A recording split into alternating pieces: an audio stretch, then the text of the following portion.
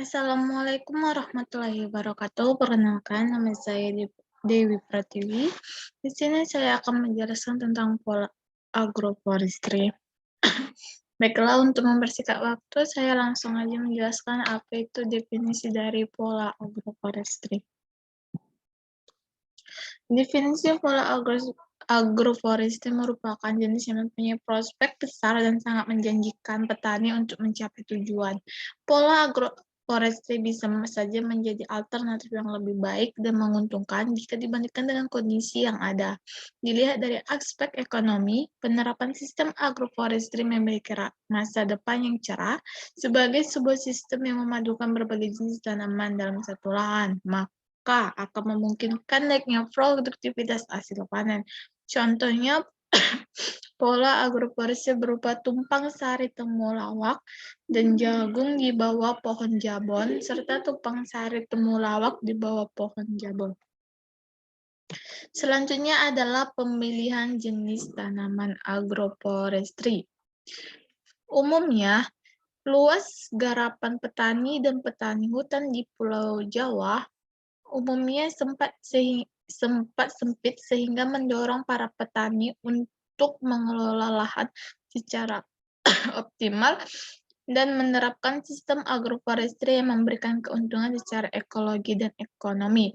Pola agroforestry yang dapat dikerjakan pada lahan daratan berupa lahan kritis terdegradasi, tegalan atau talun, pematang sawah, perkarangan maupun lahan perairan berupa hutan pantai, mangrove, hutan rawa sekitar danau, kolam, dan lain sebagainya.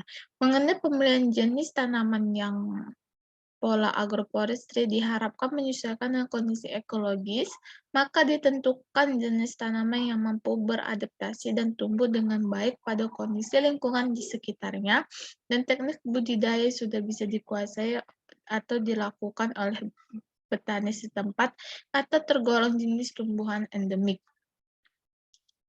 Adapun pertimbangan masyarakat, khususnya para petani dalam pemilihan jenis tanaman dan pola tanam pola agroforestry, baik di lahan hutan maupun lahan milik, yaitu satu, pendapatan ekonomi (cash income), yang kedua, berlangsungan dan kecepatan produksi kayu, buah, getah, dan lainnya. Yang ketiga, kemudahan pemeliharaan termasuk pengendalian hama dan penyakit, serta pemanenan dan pengolahan pasca panen.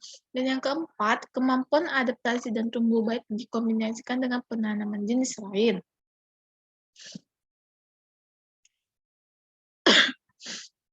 Untuk mendorong keberhasilan penerapan pola agroforestry ini diperlukan penyuluhan tentang manfaat ekonomi dan ekologis tanaman kayu dan MPTS pada masyarakat, khususnya para petani.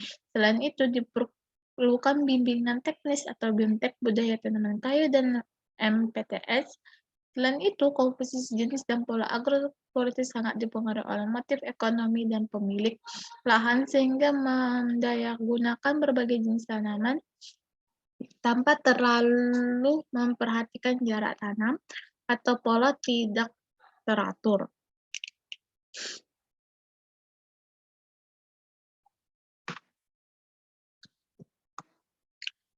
Khusus jenis pohon sebagai tanaman pokok, pola agroforestry digolongkan jenis cepat tumbuh dan lambat tumbuh. Jenis pohon cepat tumbuh dan mempunyai nilai ekonomika yang cukup baik antara lain sengon, gamelina, curen, manglit, mindi, jabon putih, akasia, pinus, eukaliptus, sungkai, kayu Afrika, kayu melina. Sedangkan lambat tumbuh antara lain seperti meranti, kayu manis, mahoni, dan nyato. Sedangkan tanaman tumpang sari berupa tanaman pangan antara lain jagung, umbi-umbian antara singkong, talas, dan porang, dan tanaman sayuran serta tanaman rempah antara lain jahe merah. Pemilihan tanaman keras pada sistem agroforestry perlu dipertimbangkan sifat tingkat naungannya, mengingat dampaknya terhadap produktivitas tanaman yang ada di bawahnya.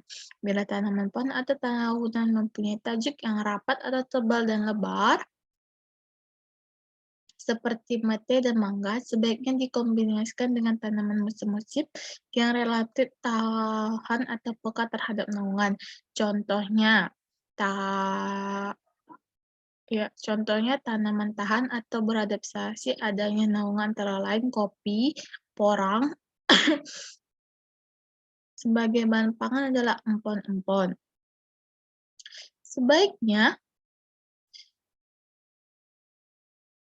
tanaman, pohon atau tahunan mempunyai tajuk yang relatif kurang rapat atau jarang seperti jaran, suren, pete, sebaiknya ditanam bersamaan dengan tanaman semusim yang membutuhkan atau suka cahaya.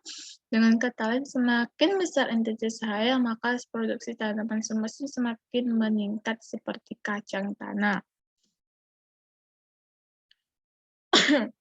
Pola agroforestry dapat dikembangkan lagi melalui silvopasture yang diterapkan umumnya di daerah iklim kering dan lahan kritis terdegradasi. Dipraktikkan melalui penambahan penanaman jenis rumput pakan ternak, antara lain rumput raja, setaria. Pakan berupa daun-daunan diambil dari jenis leguma antara lain sentro, kalopo, kujuturi, kaliandra, lamtoro, dan damal. Selain itu, pakan ternak dapat diperoleh dari daun-daunan nangka, daun pisang, kabesak, kunying, albesia, dan daun pepaya, beringin, waro, dan daun asam. Macam pola tanaman pada silvicultura adalah 1. Budidaya lorong atau outcropping, yaitu tanaman kehutanan, contohnya jati, ditanam secara berselang dengan pohon buah-buahan, contoh mangga, dan leguminous tree. Pada jarak tanam tertentu, berbagai pengisi lorong tanaman jenis pakan ternak seperti centromesa, pubesan selama musim kemarau, serta kacang tanah dan juga jagung selama musim hujan. Yang kedua adalah penanaman dengan terasering, diterapkan pada lahan berlereng dan seperti penutup teras dinami rumput-rumputan grass barrel, contohnya tanaman pokok jati dan mangga, dengan jarak tanam 3 x 4 meter, dikombinasikan dengan tanaman leguminous yaitu turi, kentoro, gamal, serta kacang sitro dan kacang tanah sebagai penutup tanah permukaan sebelum musim kemarau.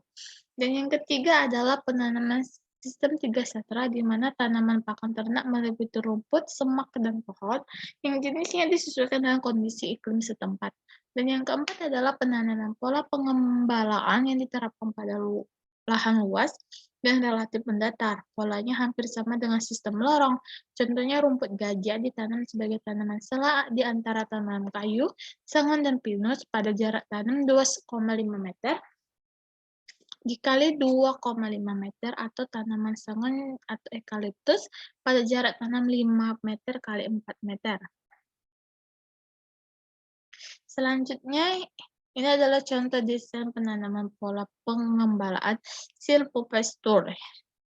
Pengembangan pola agrosilvopasture dipraktikkan di KPH Bogor Perhutani melalui agrosilvo dan budidaya lebah madu sebagai tanaman pokok mangium berumur kurang lebih dari 1 tahun yang ditanam dengan jarak tanam 3 kali 4 meter, 3 kali 2 meter, dan tanaman tumpang sari jagung. Tanaman jagung dapat membantu ketersediaan polen serbuk sari, sedangkan mangium sebagai sumber pakan lebah madu yang bermutu baik. Alternatif kelapa sawit juga menjadi sumber polen yang baik apabila ditanam berdekatan dengan tegatan mangium.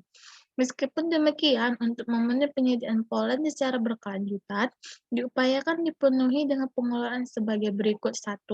Perubahan jarak tanam mangium diperlebar untuk mendukung pertumbuhan tanaman tumpang sari jagung. Dan yang kedua, penanaman jagung dilakukan di pinggir atau tepi interface hutan pada radius 10-20 meter agar tidak terganggu pertumbuhan oleh tanaman pokok. Dan yang ketiga, memberikan izin pemanfaatan kawasan yang berbatasan dengan masyarakat oleh pihak yang berwenang atau gajah, lengkuas merah, kunyit, Dan contoh-contoh pola agroforestry adalah sebagai berikut, yaitu ini adalah salah satu pola agroforestry penanaman berselang pohon dan buah-buahan di Blok Pasir Maung, Desa Lewi Sadeng, Kecamatan Lewi Sadung, Bogor, di mana keterangan tersebut S merupakan sengon, M merupakan manggis, MH merupakan mahoni, C merupakan cengkeh, SR merupakan suren, dan P adalah petai. Ini merupakan contoh pola agroforestry penanaman berselang pohon dan buah-buahan di Blok Pasir Maung, Desa Lewi Sadeng, Kecamatan Lewi Sadeng, Bogor, di mana di keterangan tersebut yaitu GM merupakan jabun merah, R merupakan rambutan, GM merupakan gamelina, D merupakan durian, SR merupakan suren, K sama dengan kopi, dan S merupakan sengon. Selanjutnya adalah pola silvopasture agroforestry di Blok Pasir Maung, Desa Lewing Sadeng, Kecamatan Lewing Sadeng, Bogor, di mana S merupakan sengon, RT merupakan rumput, SR merupakan suren, GM merupakan jahe merah, dan GM merupakan gamelia. Dan yang terakhir adalah pola agroforestry pohon dan jagung manis di Blok Pasir Maung, Desa Lewi Sadeng, di mana keterangannya S sama dengan sengon, GM sama gamelia, SR sama dengan suren. Selanjutnya adalah penerapan pola agroforestry yang terdiri dari A.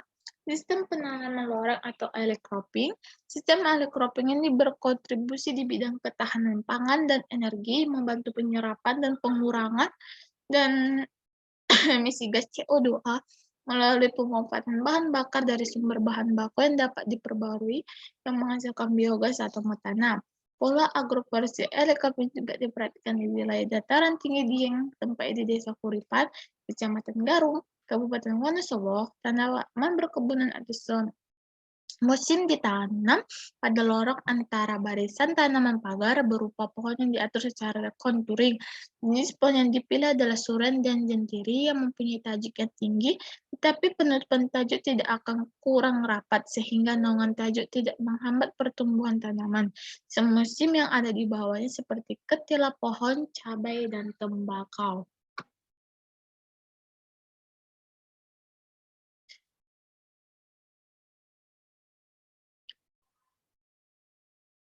Selanjutnya adalah kebun karet. Kebun karet campur. Pola agroforestry karet atau dinamakan kebun karet campur merupakan sistem pengelolaan minimum kebun karet tradisional yang terdiri atas karet sebagai tanaman utama dan berbagai jenis pohon, buah-buahan, dan kayu-kayuan. Sangat umum ditemui di berbagai wilayah Sumatera. Dampak pola agroforestry karet mampu memberikan keuntungan baik secara ekonomi maupun ekologi. Selanjutnya adalah mawar dan rempong damar. Pola agroforestry dusung yang diterapkan di wilayah Maluku dengan jenis tanaman pala sebagai potensial bisnis.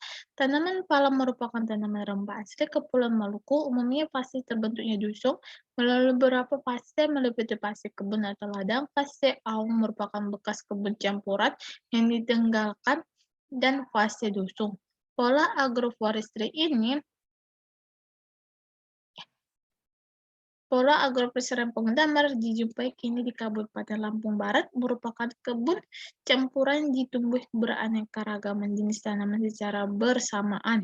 Pola agroforestry ini mengubah sastra tajuk yang berbeda dan rapat menjadi sastra tajuk sederhana, terdiri atas tajuk paling atas, pohon damar, dan lantai hutan. Ciri-cirinya adalah sebagai berikut. A. Struktur, komposisi, dan keberagaman tumbuhan cukup tinggi.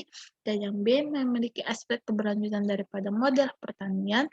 Dan yang C. Produktivitas beragam mulai penghasil pakan ternak, pakan, kayu bakar, kayu pertukangan, penyedia jasa lingkungan, dan habitat kehidupan liar. Dan yang D, memaduserasikan aspek ekonomi, sosial, dan ekologi. Dan yang terakhir, memiliki dan mempertahankan tata ruang pengelolaannya. Yang terakhir adalah dusun hutan tembawang, yang dikenal terdiri dua macam tembawang atau tawakal. Tawakal dangam merupakan bekas ladang di sekitar pondok. Lama-kelamaan kawasan ini membentuk komunitas hutan yang didominasi tanaman buah-buahan. Dan yang kedua adalah tawakal ampe, yaitu kawasan bekas perkampungan penduduk yang ditinggalkan dan akhirnya membentuk kawasan itu berjenis tanaman pekarangan yang ditumbuhi tanaman hias, kelapa, nangka, dan jenis buah lainnya.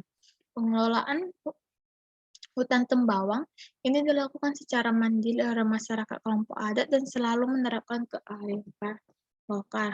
Baiklah, demikianlah tentang pola agroforestry yang saya ketahui. Terima kasih telah menonton video ini.